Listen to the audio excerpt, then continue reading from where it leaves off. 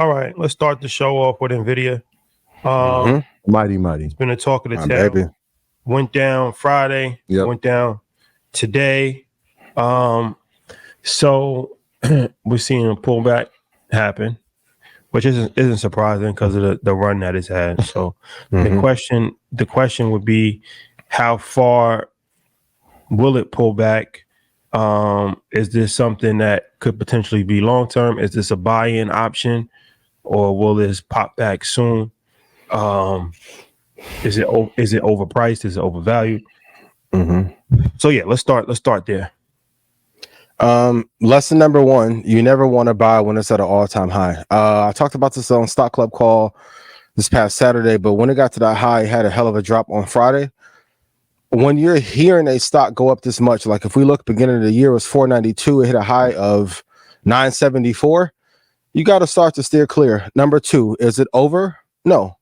But if you think a stock can just continue to rise 5 or 10% a day, that's really illogical for the stock market. It may be commonplace in crypto, but in stocks, no. It could pull back to maybe 744. Not a bad entry if I can get in there. Will a split come? Yes, eventually.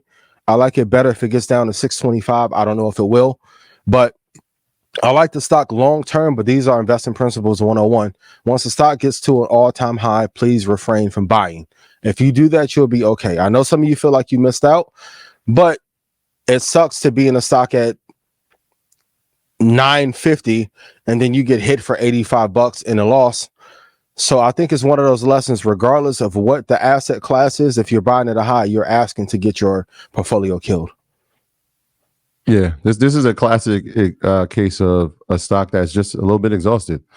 When you're talking about that run from 400 to 974 within 2 months, I mean, at some point it has to pull back, and that's a good thing, right? Like you look at, especially in the options market, when you look at the amount of volume and the percentage of what Nvidia is taking inside of that market, it almost doesn't even make sense. So a pullback is fine. And it's actually needed, right? So what people are looking to buy in, I think you gave some great numbers. If it gets under 800, I like to add more to the position.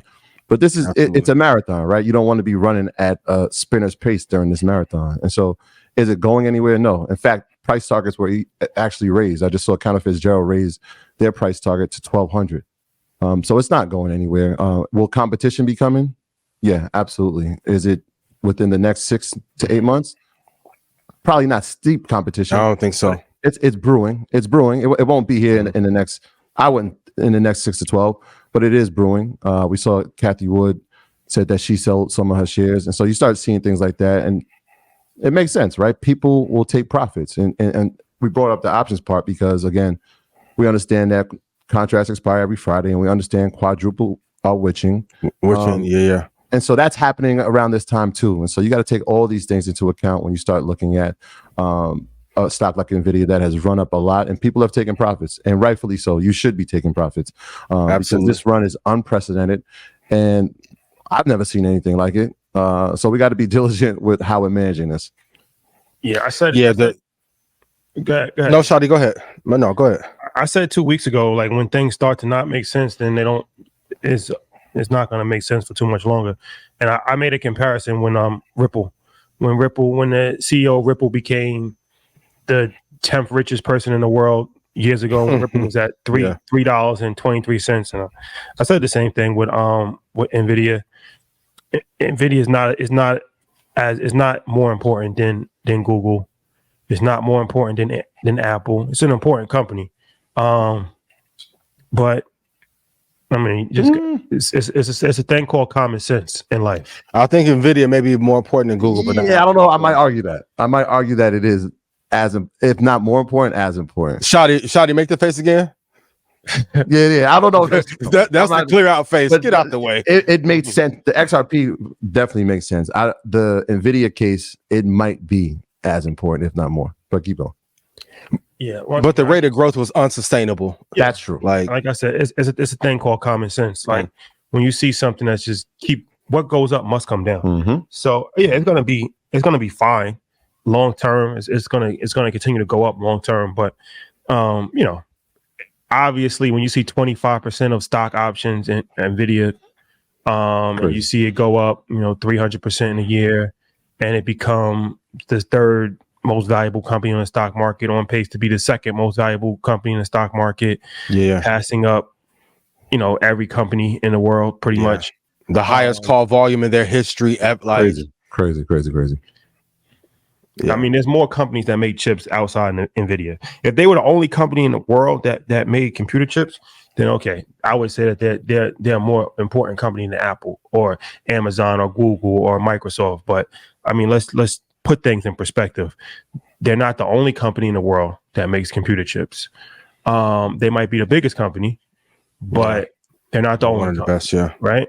Yeah. So yeah, I just think that, it's important to kind of always keep things in perspective.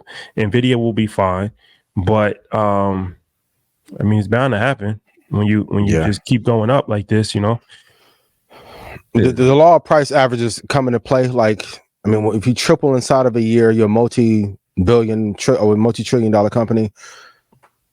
It's impossible to go up 6-7x in a year without having a precipitous crash.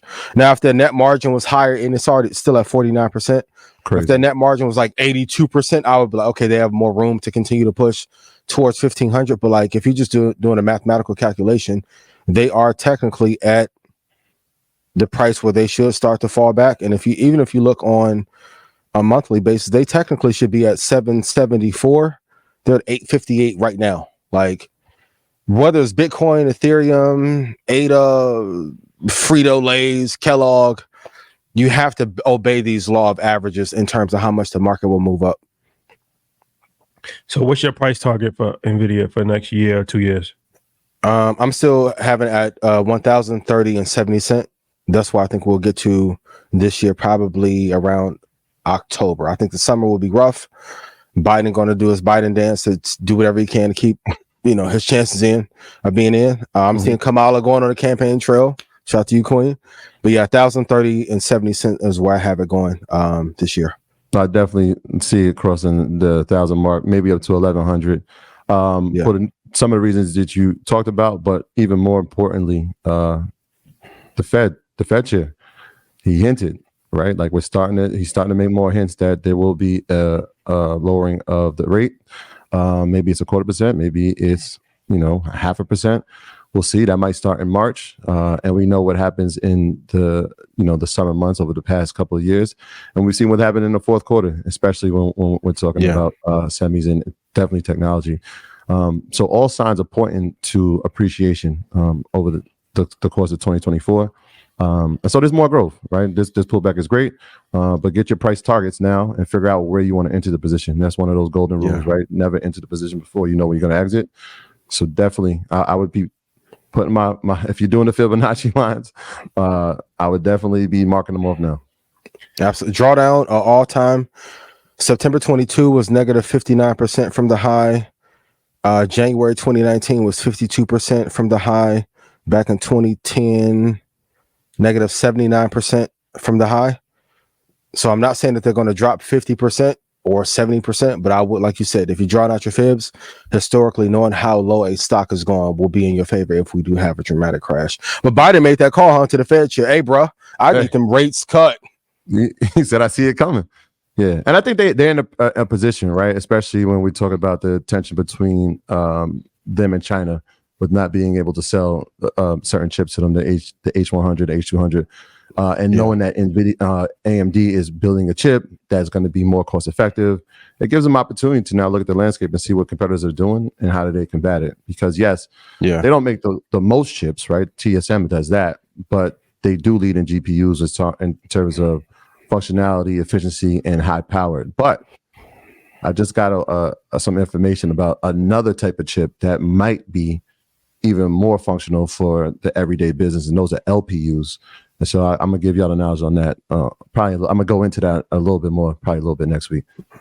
So, and to be completely fair, AMD and TSM fell as well. So the entire sector and NASDAQ got affected by it. It wasn't just them that fell. Yeah, ASML, all of them. Yeah. So any price under 800 is a good buying price for Nvidia. No, I wouldn't say any per se, but I like it at Like if I wanted like a quick entry, maybe 784, and then if it fell to, if it ever got to 630, I would be elated. We got to take this. It went from 492 and had 1, 2, 3, 4, 5, 6, 7, 8, 9, 10 weeks of upward growth, whatever going up 2 to 5% or 2 to 10% a week. So these are just laws of averages. You got to wait for it to pull back. If you get in the 800, if you do a 2-year call, you'll be fine.